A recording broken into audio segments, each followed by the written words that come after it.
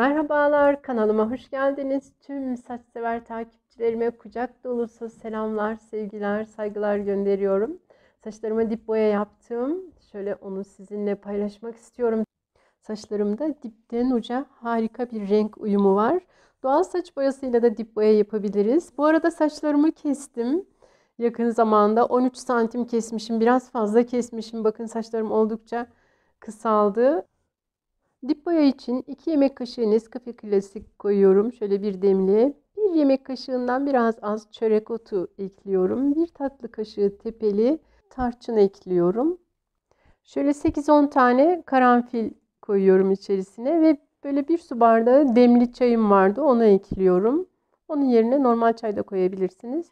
Üzerine de şöyle 2-3 su bardağı kadar su ekleyip kapağını yarım kapak yaparak küçük ocakta kısık ateşte ağır ağır şöyle bir yarım saat 1 saat kadar kaynatacağım. Suyu çok eksilirse çok az su ekleyebiliriz. Rengi çok güzel oldu.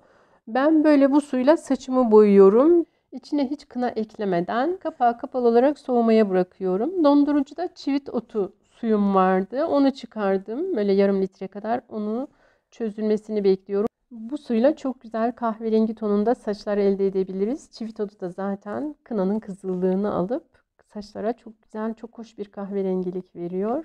Şimdi bitkisel dip boyamı hazırlıyorum. Şöyle kına kullanıyorum. 250 gram kadar kına koydum ve hem çözdürdüğüm çivit otundan hem de kaynatmış olduğum bu kahverengi sudan eşit miktarda azar azar koyarak bu karışımı iyice saçıma sürülebilir bir kıvama gelinceye kadar karıştırarak hazırlayacağım. İkisinden azar azar ekliyorum. Azar azar ekleyelim. Eğer çok sulu olursa biraz daha kına koyabiliriz. Çok katı olursa da çivit otu suyumuzda bu kahverengi suyumuzdan ekleyebiliriz. Biraz daha kına ekledim. Yaklaşık 300 gram kadar kına oldu. Şöyle iyice karıştırıyorum ve daha sonra bunu dinlenmeye bırakacağım. 4-5 saat kadar dinlendireceğim. Bazen akşam hazırlayıp sabah da uygulayabiliyorum. Artan suyu bir pet şişeye koydum. Bunu bu şekilde dondurucuda dondurup aylarca saklayabilirim. Ama ben bununla en kısa zamanda saçlarımı boyayarak kınasız nasıl boyadığımı size göstereceğim. Dinlendi ve kıvamı çok güzel. Eğer dinlenme esnasında çok koyulaşırsa o zaman biraz daha kaynatmış olduğumuz kahverengi sudan ya da çivit otu suyundan ekleyerek saçımıza sürülebilir kıvama getirebiliriz. Şöyle plastik bardaklara bu hazırlamış olduğum bitkisel dip boyamdan böyle koydum. Üzerine streç yaptım. Bunları bu şekilde dondurucuda aylarca saklayabilirim. Tabii ki benimki o kadar uzun kalmıyor. Dondurucuda hazır oluyor. Bakın ellerimi de değdiği yerde hemen anında boyadı.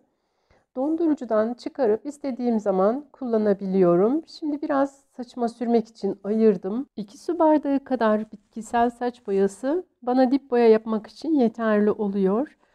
Dip boya öncesi saçlarım bu şekilde görünüyor. Gerçekten çok hoş bir kahverengi tonu elde ettim. Çivit otu ve kahverengi sularla size de daha önce bu saçlarımı boyadığım tarifin videosunu paylaşmıştım. Şöyle görüyorsunuz. Tam ışığın altında iç mekanda görünüyor. Doğal saç boyanızla boyadığınız saçlarınız her ışıkta farklı görünür. Her ortamda farklı görünür. Güneş ışığında doğal ortamda daha farklı görünür. Saçlarımı da biliyorsunuz kestim. Oldukça kısaldı. Hafif katlı saç kesimi tekniğimle kestim. Bir de çok güzel bir saç maskesi yaptım. Onu da size en kısa zamanda öğretmek istiyorum. Şöyle dipleri göstereyim. Diplerden kendi saçlarım geldi. Benim saçlarımda beyaz çok az. Saçlarım oldukça seyrek, ince telli ama bu yapmış olduğum doğal saç boyalarımla, bitkisel saç boyalarımla saçlarım sürekli yenileniyor. Dökülen saçlarımın yerine yeni saçlarım çıkıyor. Saç dökülme sorunu yaşamıyorum. Kellik sorunu yaşamıyorum. Eğer doğal saç boyası yapmasaydım şimdiye çoktan kel kalmıştım diyebilirim. Çünkü saçlarım gerçekten çok ince telli ve hacimsiz. Ama ne kadar parladığını görün. Son yaptığım saç bakım maskem gerçekten saçlarımı ışıl ışıl yaptı. 5 dakika kadar tuttuğum bir maske. Onu en kısa zamanda size videosunu çekerek öğretmek istiyorum. Çok bakımlar yapıyorum saçlarıma ama çok sık video çekemiyorum. Çünkü çok yoğunum gerçekten. Hani sadece kanalımda saç videoları değil de tüm ev için gerekli bilgileri paylaşıyorum. Saçımın ne kadar parlak olduğuna bakar mısınız? Bir maşallahınızı isterim. Benimle birlikte doğal saç boyama yapanların da saçlarının çok güzel olduğunu bana gönderdikleri resimlerden görüyorum. Hemen saçımı bir kez şampuan yaparak yıkadım ve suyunu alıyorum. Çivit otuyla saç boyarken kahverengi tonlarında saç istiyorsanız mutlaka ıslak saça yapmak gerekiyor. Şöyle diplerine, sadece diplerine güzelce bitkisel boyamı sürdüm. Kalanını da böyle uçlara doğru sürdüm. Ve uçları arkada toplayarak üzerine bir poşet geçirip tam 5 saat tuttum. Ve saçlarımı şampuansız sadece saç kreminden faydalanarak yıkadım ve kuruttum. Hemen böyle acele size göstermek istiyorum. Şu anda şampuanla yıkanmamış hali bu.